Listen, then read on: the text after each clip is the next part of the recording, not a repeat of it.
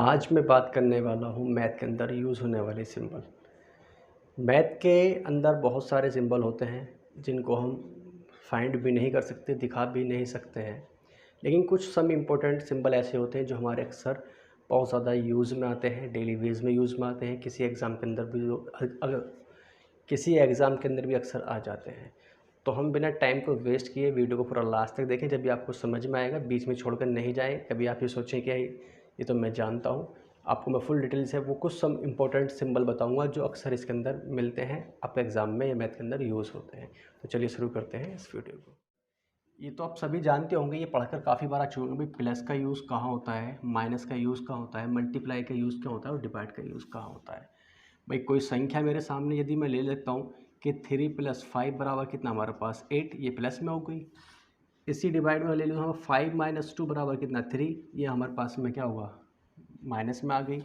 यदि मल्टीप्लाई में ले लूँ 5 × 2 बराबर कितना हमारे पास 10 आ गया। यदि मैं डिवाइड में ले लेता हूँ तो 10/5 बराबर इक्वल टू 2 आ गया। तो ये नॉर्मली सिंबल हैं जो सभी जानते हैं, जो यूज़ के अंदर होता ही होता है। ठीक है, तो चलिए और चलते हैं आगे। इसके बाद देखिए मैं आपको दिखाता हूँ, जैसे कि मेरे पास आ गया इक्वल का। देखिए इक्वल, ये इक्वल का चिन्ह हमारे पास में इक्वल टू। अब इसका यूज़ कहाँ कहाँ होता है इसको ध्यान से समझ लें। बहुत सारे बच्चे इसमें गलती करते हैं। जैसे x² + 5x + 6 हमारे पास कोई डिजिट या कोई भी समीकरण दे दी गई है। यदि मैं इसको अब आगे सॉल्व करूँगा तो सॉल्व करने पर मुझे ये लगाना ही पड़ेगा, x = x² + 5x + 6 हमारे पास है। यदि मैं अब इसको सॉल्व करता हूँ तो आगे नेक्स्ट इक्वल लगाऊंगा। मुझे फैक्टर करने तो मैं इसके फैक्टर करूँगा।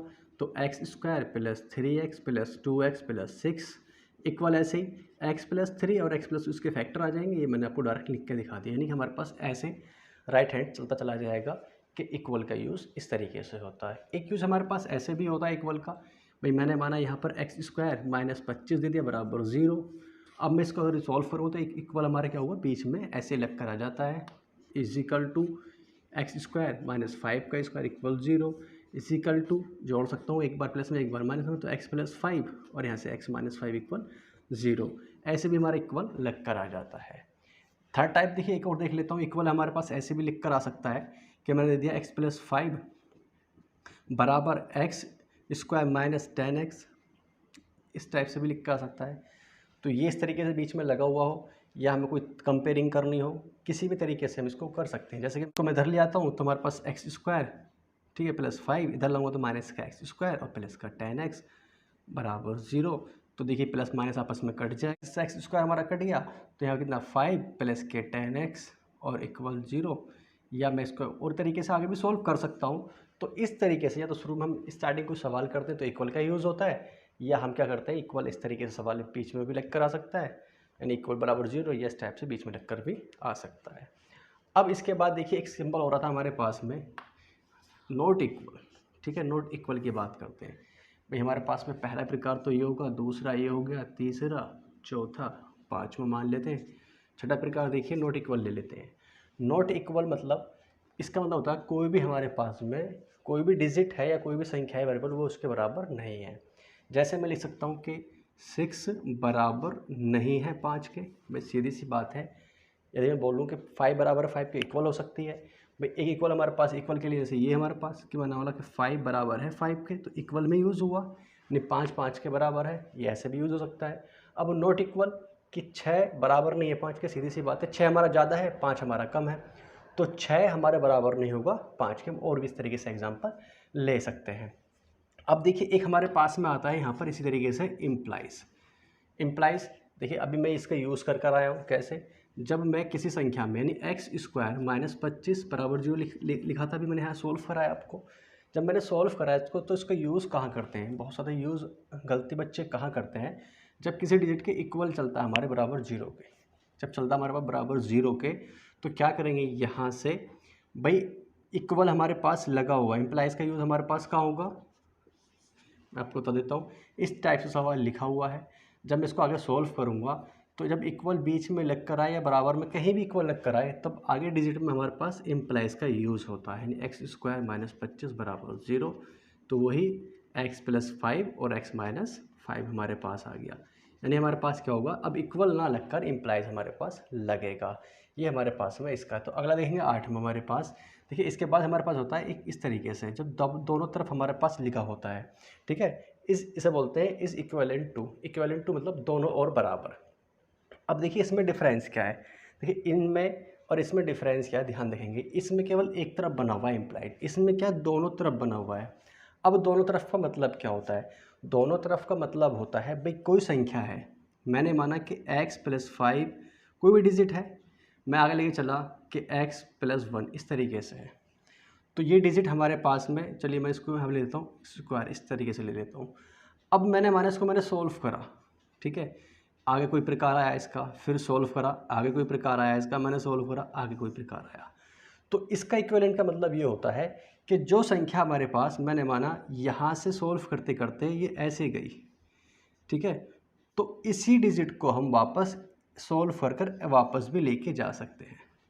यानी कि कोई संख्या मेरे पास ऐसे गई तो उसको मैं वापस भी ऐसे ला सकता हूँ, सोल्व हो सकती है। ये इस प्रकार के डिजिट में यूज़ नहीं होती है, मैंने फॉर एग्जांपल आपको समझाया है। ये 12th क्लास के अंदर, 11th 12th के अंदर, ये 11th 12th क्लास के अंदर यूज़ होता है। कुछ इस टाइप के सवाल आते हैं, सिर्फ मैंने आपको फॉर एग्जांपल बेस बताया है कि इसका यूज़ क्या होता है। ये इसके अंदर यूज़ नहीं होता है, मैंने बता दिया कि कोई किसी भी सवाल को, किसी डिजिट को हम सोल्व करते हुए जाएंगे, सोल्व करते हुए उसका ही आंसर आता है तो वापस हम ही शुरू में जा सकते हैं। जैसे कि ये हमारे पास सवाल है, इक्विवेलेंट टू ही चला हमारे पास, मैंने फ्री करा था कि इसके बाद ये आया, इसके बाद ये आया, इसके बाद ये आया, तो इसको हम वापस लेकर नहीं जा सकते क्योंकि इसका रूल्स है। तो केवल इस वाले सिंबल का यूज़ है। तो उस टाइप के सवाल के अंदर यदि हम वापस जा सकते हैं तो ऐसे हम वापस, यानी जैसे हम आए हैं तो वापस भी हम जा सकते हैं, ये हमारे इसके अंदर यूज़ होगा। देखिए एक उसके बाद हम ले लेते हैं 9वां, जो सबसे ज़्यादा हमारे एक यूज़ होता है प्लस माइनस का सिंबल।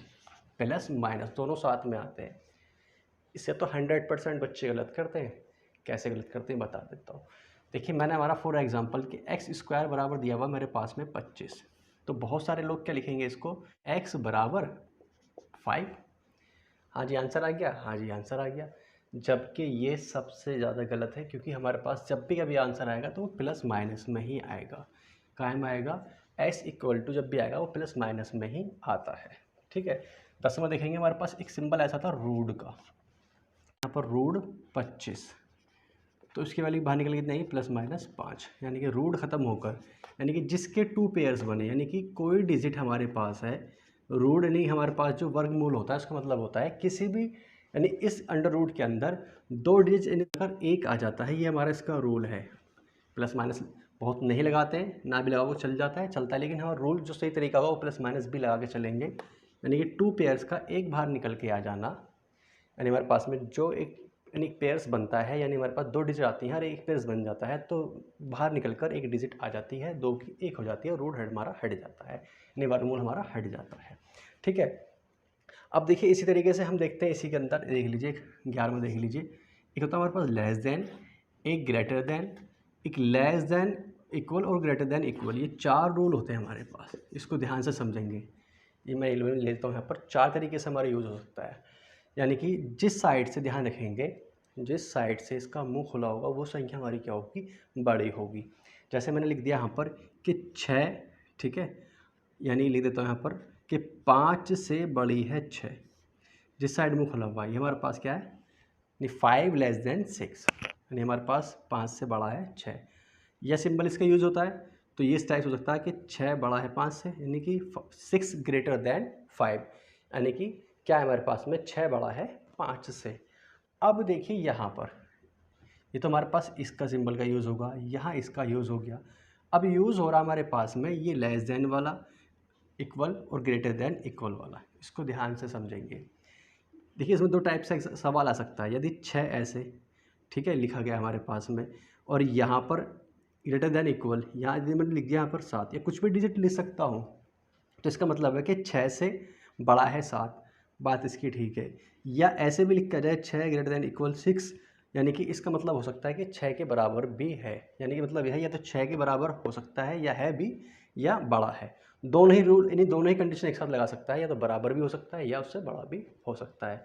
ऐसे इसी तरीके से मैं यहाँ पर बात करूँ तो छोटा बराबर, यानी लिख दिया यहाँ पर 7, ठीक है, बड़ा है, बराबर 6 से छोटा है या बराबर है, या कोई भी डिजिट ले लो, इस तरीके से मैं लिख सकता हूँ कि दोनों क्या है, इससे बराबर हैं। यानी कि इस डिजिट से ये डिजिट बड़ी भी हो सकती है या बराबर भी हो सकती है। यानी याद रखेंगे जिस साइड से इसका मुंह खुला होगा वो डिजिट हमारे पास में क्या होगी, बड़ी होगी। तो देखिए और देखते हैं इसके बाद आगे, चलिए आगे देखते हैं। देखिए इस टाइप से एक हमारे पास चिन्ह होता है फैक्टोरियल, या इस तरीके से लिख कर आ जाए वो। अब फैक्टोरियल मतलब ज़्यादा लिख दूँ मैं यहाँ पर, फॉर एग्जांपल ले लेता हूँ कि भाई ये चिन्ह हमारे पास कैसे आ सकता है कि 5 का फैक्टोरियल, या ऐसे 5 पर लिख कर आ जाए। तो इसका मतलब क्या होता है, इसका मतलब ये होता है, याद रखेंगे कोई भी यदि जैसे फैक्टोरियल लगा हुआ हो, इसका मतलब ये होता है हमारे पास कि उस डिजिट की वहाँ से स्टार्टिंग करेंगे और एक तक सब डिजिट की मल्टीप्लाई करेंगे। जैसे कि हमारे पास में यहाँ पर 5 है, तो 5 की मल्टीप्लाई 4 मल्टीप्लाई, यानी 5 फैक्टोरियल बराबर होगा 5 की मल्टीप्लाई 4 की, 3 की, 2 की और 1 की, यानी सबकी मल्टीप्लाई कर देंगे। यहाँ पर हम करते हैं तो 5 चौक 20, 2 60, और यहाँ पर कितना 120। ठीक है, तो हमारे पास कितना आ गया, 120 निकल कर आ गया। अब हम क्या करते हैं, ध्यान से देखेंगे। इसके बाद आगे हमारे पास एक और सिंबल आता है जिसमें हमारे पास यूज़ होता है। देखिए ऐसे अगर इन्फिनेटिव आ जाए, एक सिंबल हमारे पास ये हो गया फैक्टोरियल, हमारे पास इन्फिनेटिव, इसका मतलब क्या होता है, अनंत। ठीक है, या अपरिमित या इन्फिनेटिव, यानी जिसकी कोई लिमिट सीमा ना हो, चाहे वो 1 2 3 4 ऐसे करके, नहीं उसकी कोई सीमा हम नाप नहीं सकते। नहीं, अपरिमित है, वो कुछ भी हो सकता है, उसकी कोई वैल्यू फाइंड ही नहीं हो सकती। इन्फिनेटिव है, नहीं कि अपरिमित है, उसको फाइंड ही नहीं कर सकते, तो हमारा क्या कहलाता है, अनंत, इन्फिनेटिव कहलाता है। ठीक है, अब इसी तरीके से हमारे पास आता है सिमिलर का चिन्ह। सिमिलर का चिन्ह भी है, फैक्टोरियल हो गया, इन्फिनेटिव होगा, सिमिलर। सिमिलर मतलब होता है समरूप, देखने में एक जैसा। अब जैसे मैंने माना कोई सर्किल मैंने लिया कि यहाँ पर एक सर्किल है, ये मैंने ले लिया। ठीक, अब दो सर्किल मैंने इससे बड़ा ले लिया, तो क्या बोलेंगे भाई देखने में एक जैसे है ना, या छोटा बड़ा नहीं देखेंगे, देखने में एक जैसे है, वो हमारा कहलाएगा सिमिलर, एक जैसा। इस चिन्ह का यूज है जहाँ पर हमारे पास कैसे लिखा हुआ हो, इस टाइप से चिन्ह बना हुआ हो, तो ये हमारा क्या कहलाएगा, सिमिलर कहलाएगा। अब ऐसे इसी में मैं देख सकता हूँ, भाई यहाँ लेकर मैंने ट्राइंगल ले लिया, भाई यहाँ पर ये छोटा है, यहाँ मैंने और बड़ा ले लिया, तो देखने में जैसे कि हमारे पास क्या है, सिमिलर है, तो इसे बोलेंगे हम, ठीक है, सिमिलर, समरूप।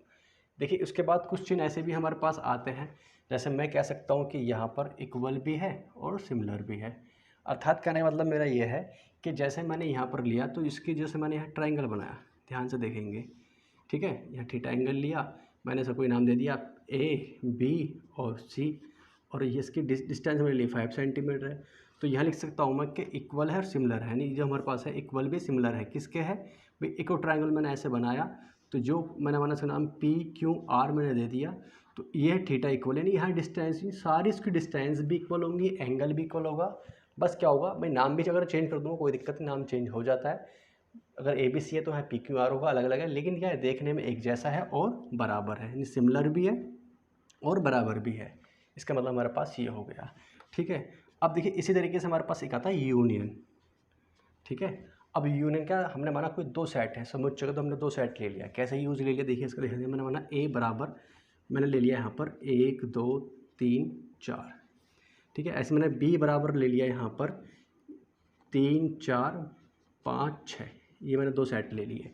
यूनियन मतलब मैंने दो सेट लिए, दो समुच्चय लिए। समुच्चय क्या होता है, किसी भी चीज़ का संग्रह एक समुच्चय कहलाता है। संग्रह जैसे मैंने क्लास में बैठे बच्चे हो सकते हैं, किसी रूम के अंदर या स्कूल के अंदर बैठे बच्चे, या कोई भी है, मतलब किसी चीज़ का संग्रह, जैसे मैंने ए बी सी हमारा एक समुच्चय कहलाता है। अब इनका यूनियन मतलब उन सभी का यूनियन क्या होता है भाई, मैंने माना हमें ए यूनियन बी निकालना है, तो ए यूनियन बी का मतलब है कि 1 2 3 4 यहाँ ले लिया, फिर यूनियन यहाँ 3 4 5 6।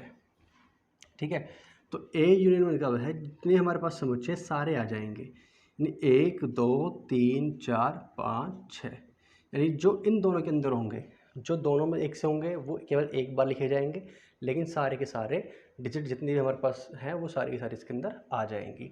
एक इसी तरीके से इसके अंदर हमारा होता है इंटरसेक्शन। ठीक है, ये इसका उल्टा होता है यूनियन की तरह। अब मैंने माना ये दो ही मैंने डिजिट ले ली, तो इसमें क्या लिखूँगा मैं, ए इंटरसेक्शन बी। अब इसका मतलब क्या है भाई, 1 2 3 4, यहाँ इंटरसेक्शन कितना 3 4 5 6। इसका मतलब हमारे पास होता है कि भाई इन दोनों का कॉमन, यानी कि जो इन दोनों में एक जैसा है, कॉमन है, यानी जो एक सी होंगी वो हमारे पास में एक बार लिख कर आ जाएंगी। जैसे भाई इसके अंदर 1 है, नहीं है, 2 है, नहीं है, 3 है, 4 है, 4 भी है, 5 नहीं है, छोड़ देंगे। तो जो एक दोनों में एक जैसे हमारे पास कितने हैं, 3 है और 4 है। जो दोनों में एक जैसे हमारे पास कॉमन होंगे वो हमारा क्या कहलाएगा, इंटरसेक्शन कहलाएगा। अब देखिए इसी तरीके से हमारे पास में एक होता है एम्पैथी। एम्पैथी यानी हमारे पास में इसे बोलते हैं रिक्त समुच्चय बोल देते हैं। क्या बोल देते हैं इसको, हम रिक्त समुच्चय बोल देते हैं। अब एम्पैथी रिक्त समुच्चय हमारे पास क्या है, ऐसे जो हमारे पास बना हुआ है, इसका मतलब ये है, या तो मैं ऐसे ब्रैकेट से दिखा दूँ, ठीक है, केवल ऐसे भी हमारा रिक्त समुच्चय कहलाता है। नहीं किसी जैसे मैंने माना यहाँ पर कोई समुच्चय 1 2 4 समुच्चय हमारे अंदर है, यहाँ लेकिन कुछ नहीं है, तो हमारा रिक्त समुच्चय कहलाएगा। ठीक है, एक बात और याद रखेंगे, कभी ऐसे हमारे पास लिख कर आ जाए कि 1, या ऐसे समझिए इस रिक्त समुच्चय में एक और ऐसे बना हुआ आ गया, ठीक है, तो ये अब हमारा रिक्त समुच्चय नहीं कहलाएगा, क्योंकि ये भी हमारे पास समुच्चय के अंदर ही एक रिक्त समुच्चय है, तो हमारा एक समुच्चय कहलाएगा, यानी हमारे पास सेट कहलाएगा। तो ये रिक्त समुच्चय यानी हमारे पास जो रिक्त समुच्चय यानी एम्पैथी सेट नहीं कहलाएगा। कब कहलाएगा, या तो ऐसे लिखा हुआ हो या इस टाइप से केवल सिंबल कुछ नहीं लिखा हो, केवल यही लिखा हो तब। यदि हमारे पास इसी के अंदर एक और यही दे रखा है तो हमारा ये रिक्त समुच्चय नहीं कहलाएगा, ये याद रखेंगे। ठीक है, ये हमारे पास दोनों है, ये वाला हमारा नहीं होगा, ये हमारा कोई ना कोई सेट कहलाएगा। ये हमारे पास क्या कहलाएगा, ये सेट कहलाएगा, हमारे पास क्या एम्पैथी सेट नहीं है ये वाला। ठीक, अब देखेंगे इसी तरीके से कुछ सिंबल हमारे पास होते हैं, छोटा ब्रैकेट, ठीक है, मिजला ब्रैकेट, बड़ा ब्रैकेट, एक रेखा कोष, ये हमारे पास में, ठीक है, बोर्ड मास के अंदर यूज़ होता है। किसके अंदर होता है, बोर्ड मास के अंदर, रूल के अंदर यूज़ होते हैं। अब इनका कहाँ कहाँ यूज़ होता है, ये मैंने वीडियो बना रखी है बोर्ड मास की, मेरे सारे पार्टों में जाकर देख सकते हैं, लिंक पर क्लिक करके देखें, आई बटन में मिल जाएगा, नीचे डिस्क्रिप्शन पर लिंक दे रखी है, उसमें जाकर हम देख सकते हैं। यदि आपको वीडियो पसंद आ रही है तो चैनल को सब्सक्राइब जरूर कर लें और वीडियो को लाइक और शेयर जरूर करते रहें। ठीक है, आगे देखते हैं फिर हम। देखिए एक हमारे पास होता है ऐसे एंगल का होता है, ऐसे सिंबल बन के आ जाए, थीटा मान लिया, ऐसा बोलते हैं हम एंगल। ठीक है, एंगल क्या हमारे पास में कोई भी थीटा है, मैंने माना मैं यहाँ खड़ा हूँ, मैं आपकी ओर देख रहा हूँ तो कितना एंगल का एंगल, नीचे की ओर देख रहा हूँ तो कितना एंगल बन रहा है, ऊपर की ओर देख रहा हूँ तो कितना एंगल बन रहा है, यानी हमारे पास जो कोण होता है उसे बोलते हैं हम एंगल। अब इसमें एक हमारे पास ऐसे भी बन का जाता है, बिल्कुल, इसे बोलते हैं हम राइट एंगल। ठीक है, यहाँ पर 90 डिग्री का कोण बनता है, इसे बोलते हैं हम राइट एंगल। ठीक है जी। अब देखिए इसी तरीके से कुछ हमारे पास आता है ऐसे सिंबल, इस सिंबल का यूज़ होता है हमारे पास में सम, क्या कह लेंगे, टोटल का सम। टोटल का सम कैसे, भाई कोई डिजिट है मेरे पास, मैंने माना यहाँ पर यहाँ लिखी हुई है कि 1 2 3 4 4 कहाँ एन तक, तो मैं इसको दिखा सकता हूँ सिग्मा ऐसे एन, यानी सबका जो हमारे पास टोटल जो सम है वो हमारे पास सिग्मा एन कहलाएगा। अब देखिए एक हमारे पास यूज़ होता है इसलिए, जैसे हमारे पास इम्प्लाइज़ का यूज़ होता है, नहीं इसलिए का यूज़ होता है, ऐसे हमारे पास इसका भी तीनों में इम्प्लाइज़ का यूज़ होता है, नहीं ये इसके बाद डिजिट ये आएगी इसलिए इसके बाद डिजिट ये आ गई, तो इसलिए हमारे पास इसलिए का यूज़ होता है। अब देखिए हमारे पास होता है ऐसे परपेंडिकुलर, एक चिन्ह हमारे पास, जैसे ये हमारा यूज़ हुआ ऐसे हमारे इसलिए दोनों एक से हो गए, ऐसे हमारा परपेंडिकुलर यानी लंबत, यानी कि परपेंडिकुलर मतलब लंबत है हमारे पास में कोई डिजिट, यानी इसके हमारे पास क्या लंबत कहलाएगी। एक चिन्ह हमारे पास यूज़ इस टाइप से भी होता है, ठीक है, इसे बोलते हैं हम एग्जिस्ट है, क्या हमारे पास में एग्जिस्ट, यानी किसी भी संख्या को हम एग्जिस्ट करते हैं या इसमें लाइज करती है, यानी इसके अंदर आती है, इस चिन्ह को हम एग्जिस्ट से बोलेंगे। ठीक है, एग्जिस्ट हमारे पास ऐसे होता है इंटीग्रल चिन्ह ऐसे लगा देता है केवल इस तरीके से, यानी इसे बोलते हैं हम समाकलन, ऐसे चिन्ह लगा हमारे पास ये समाकलन का चिन्ह कहलाएगा। ठीक है, अगर d/dx लिख कर आ जाए तो ये हमारे पास अवकलन का चिन्ह कहलाएगा। ऐसे सम बहुत सारे सिंबल हैं जो हमारे यूज़ में आते हैं, ये मैंने केवल आपको वो बताए हैं जो अक्सर हमारे एग्ज़ाम के अंदर आ जाते हैं, आते हैं और हमें देखने को मिलते हैं, इनका यूज़ भी होता है। वन आने के लिए तो बहुत सारे सिंबल हैं, ठीक है, तो इन सभी सिंबलों को एक बार ज़रूर दोबारा रिपीट करके देख ले, जो बहुत ज़्यादा इंपॉर्टेंट है, जो आपके मैथ के अंदर यूज़ हो।